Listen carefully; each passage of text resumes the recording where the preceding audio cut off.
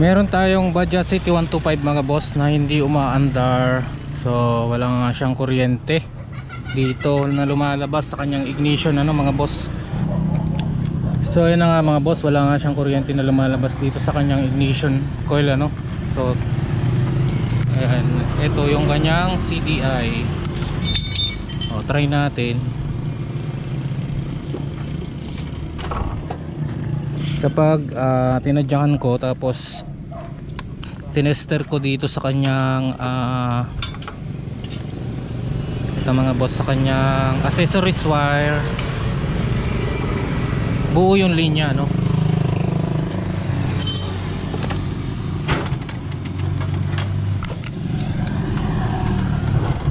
ayan mga boss.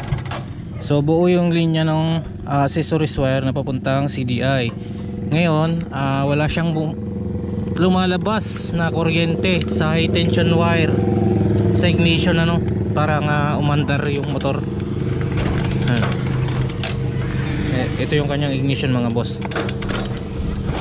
Wala siyang lumalabas na kuryente So ang pinagdudahan ko na sira niya mga boss ay yung CDI Okay mga boss, last time nakagawa na ako nito at bumili ako ng replacement na CDI nga ng pang CT125 So hindi original yung nabili ko.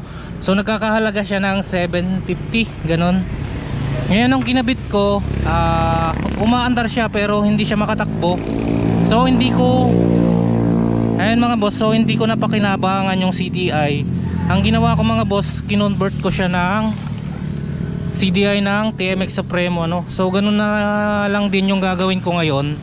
So ang kailangan nyo lang, bumili kayo ng CDI ng TMX Supremo, saka CDI socket ng TMX 155. So ganito lang yung gagawin nyo mga boss. Kapag nasira yung CDI nyo ika-convert na lang natin siya ng pang Honda Supremo na CDI mga boss. Okay mga boss, paano natin gagawin yon? So ang ating CDI mga boss, may apat siyang pangangailangan apat na wire yung ating CDI na Supremo Dito yung power, ayan, sa bandang kanan power, sa bandang taas na kanan ignition, tapos sa bandang kaliwa na baba ground, sa bandang taas na kaliwa ay yung pulser.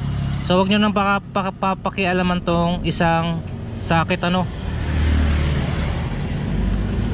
So ilalagay na natin mga boss. Yan, hindi ko na pinakialaman yung CDI socket nya, para pag gusto ko mong bumili ng original na CDI magagamit mo lang din. Ang ginawa ko na lang mga boss ay binalatan ko yung mga wire dito ko i-jack tong CDI socket ng Supremo. So apat na wire lang yung kailangan nya Hindi ko na nilagay itong. So kabit na natin mga boss. Balatan ko lang tong apat na wire na to. Ayan mga boss, binalatan ko na lang yung mga dulo ng CDI socket ng Supremo at saka yung mga wire na apat. So ang binalatan ko lang dito mga boss, yung brown wire, yun yung accessories wire.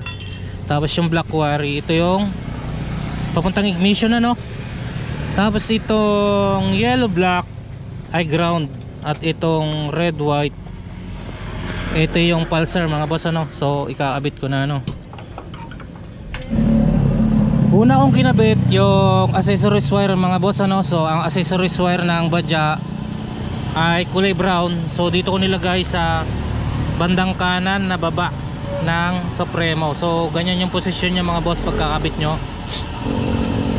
Okay, yung sinunod kong kinabit mga boss ay yung ignition. So ang kulay ng ignition ng Badja 125 ay black, at ang ignition ng Supremo mga boss ay nandito sa bandang kanan na taas. So ganyan nga yung posisyon niya Sunod natin mga boss ay yung ground. So itong yellow yung ground niya Tapos yung ground naman ng Badja 125 is yellow black. So tatap natin mga boss. Okay, nakabit na natin yung ground So nandito siya sa bandang kaliwang baba. Kinabit natin sa yellow black. ng Badja City 125 ano. Sunod natin yung Pulsar. So ang Pulsar ng Badja City 125 ay red white. Kabit natin sa bandang kaliwa na taas. So kabit na natin mga boss. Okay mga boss, naikabit na natin yung 4 na wire. So 4 na wire nga lang yung kailangan ng CDI ng Honda Supremo ano. So yung bandang kanan na baba, kinabit natin sa accessories wire. So ang accessories wire mga boss ng Badja City 125 ay brown. Tapos yung bandang kanan na taas ay ignition. So ang ignition nga ng Badja 125 mga boss ay black. Bandang kaliwa na baba ay ground. Ang ground ng City 125 ay yellow black. At Pulsar naman sa bandang kaliwa na taas, dito naman natin kinabit sa white red mga boss. So try nating paandaran ngayon ano. Nakabit na natin. So paandarin natin mga boss.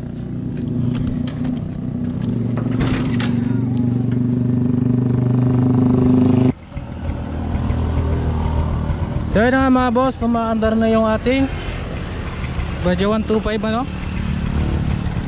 Ayan yung CDI natin pang Honda Supremo.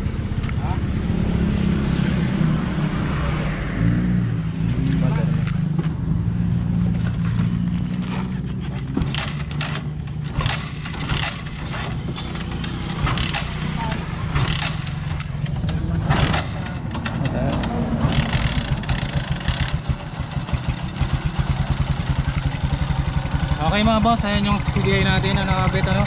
Yun yung kanyang stock. So ito yung kanyang kuryente ano. So medyo na stock lang ito mga boss. Medyo itutuno natin.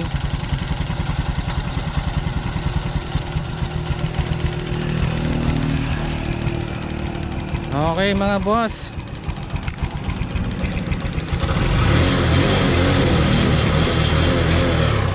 okay mga boss, dito na nagtatapos yung ating video. Maraming salamat sa inyong pagsubaybay sa ating channel. Mag-subscribe na kayo mga boss, then hit nyo na rin po yung ating notification bell para lagi po ay updated sa mga video natin. I-upload pa. Thank you.